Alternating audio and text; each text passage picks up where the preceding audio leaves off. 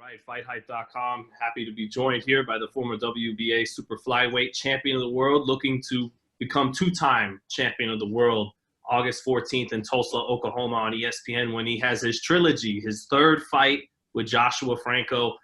First of all, Andrew, how happy are you that you're going to get the opportunity to fight him a third time? Because nothing, as you know, is guaranteed in boxing. You know, after the way the fight ended last time, how happy are you, just to get another chance at it in the ring? Yeah, g'day, Sean. Thanks for having me first off.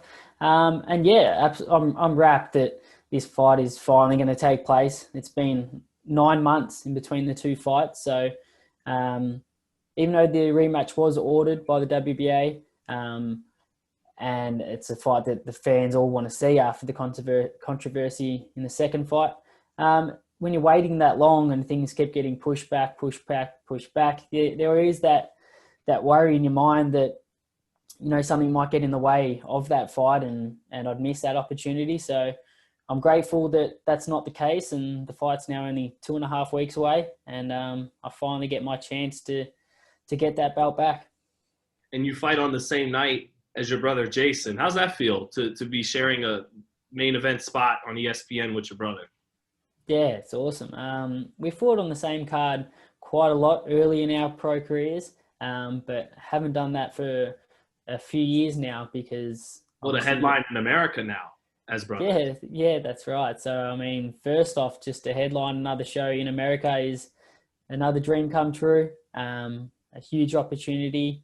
It's going to be a lot of people watching this fight, even more so after the result from last time. So I'm looking forward to showing everyone what I'm capable of and getting justice in this fight and winning this belt back and showing everyone around the world what I'm made of. And then to do that on the same card with my twin brother, where I'm sure he's going to put on, a great performance and really put himself back in the mix to again fight for a world title very soon. For both of us to have big wins on that night, it's going to be really special for our team and for our family. You mentioned just now you look forward to getting justice in this fight. I know you felt like you got jobbed there with the referee's decision. Is there bad blood heading into this third fight at all between yourself and Franco? If not that, the camps or anything like that? Because I know I was right there. A lot of words were said. It was heated ringside after that second fight. Yeah, I think there's definitely a bit of bad blood there. I believe he's been walking around my belt for the last 9 months that I should have had back in November. So this is my chance to get that back. And I've made sure that I've done everything possible. I've had a great training camp and I've made some big sacrifices and worked extremely hard. So I'm making sure that I leave nothing to chance and I leave that ring with that belt around my waist this time.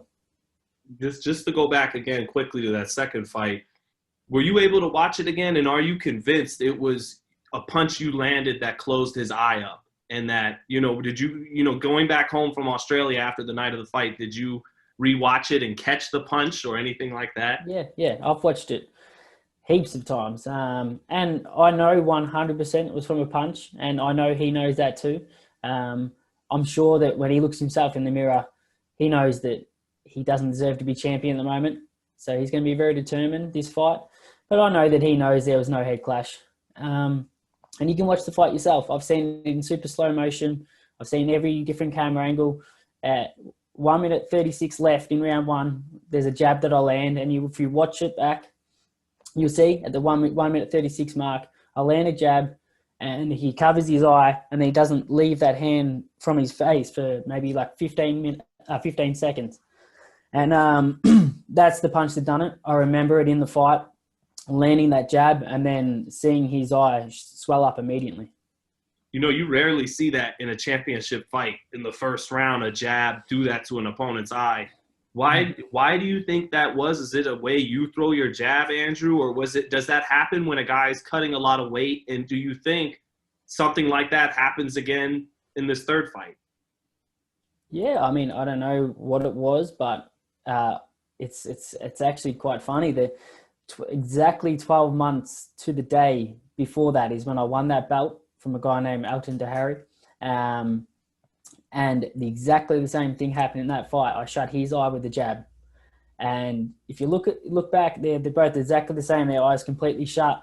And that fight got stopped in around 7, I think it was, because he couldn't see out of his eye. So it was exactly the same thing that happened 12 months to the day, but two completely different outcomes, obviously. There's got to be something about your jab, Andrew. Something about how you're throwing it or landing it. Because one time may be a fluke, but 2 times becoming a pattern now. Yeah, that's right. So, and that's something that we work on a lot. My trainer's very big on that, installing that into me. He was a trainer of another famous Australian fighter, Danny Green, who's retired now. And if you watch Danny Green, he used to drop people all the time with his jab. So that's something we've worked on for many years now. The guy fought Mikkel Kessler and all those top 68-pounders, right? Danny Green from Australia, I think it was. Yeah. He fought Kessler. I don't think he fought Kessler. He fought Danny Green. Yeah. He fought Roy Jones Jr. Roy Jones. I remember he knocked out Roy Jones. Yeah. Marcus Bayer had the 2 fights with him. Many big fights. So, how do you see this third fight playing out ultimately? Is it? Are you jabbing them to death again to start? And how do you visualize this fight going next month? I think it's going to be very similar to the second fight, the way things were going in those first 2 rounds. I've got no doubt he's going to be more determined this time because of the embarrassment from the last fight on his part. And so I expect him to be very hungry this time around. But so am I. I'm even more hungry. And I know that. And I know I want that belt more than he does. And I expect it to be a great fight. I think the fans are in for a treat. But I know that I'm going to come out on top and walk out the ring with that belt around my waist. Because you got to imagine, him being a Mexican warrior, that he'll come with more vigor, just like you said, right, this third time around. Is that, you feel like you take advantage of that stylistically? Yeah, I think he's going to come, obviously with a point to prove because of the way the second fight ended. And I think he was sort of overlooking me in that second fight. I think he thought that he was going to have an easy night and just walk through me. And he figured out very quickly that that wasn't the case. And I believe I've made even more improvements since that fight and gotten even stronger. And I think the way I've been boxing in the gym, I think I'm going to do it very, very convincingly. Andrew, too, before I let you go, you had to have watched Chocolatito versus Estrada, that rematch, right? Yeah, great fight. What'd you think of that fight? It was a great fight. Probably could have gone either way. I slightly edged it to Chocolatito, actually, but it was one of those fights that you could go either way. Neither of them deserved to lose really in that fight. And two legends of the sport, 2 legends of the lighter weight divisions, and 2 guys I'd love to share the ring with in the future. Do you feel like you can get that fight if you get past Franco?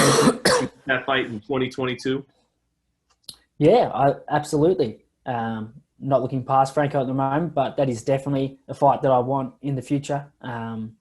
Either one of those guys, obviously the winner, most likely, I would rather, but to share the ring with either of those guys would be, a dream come true.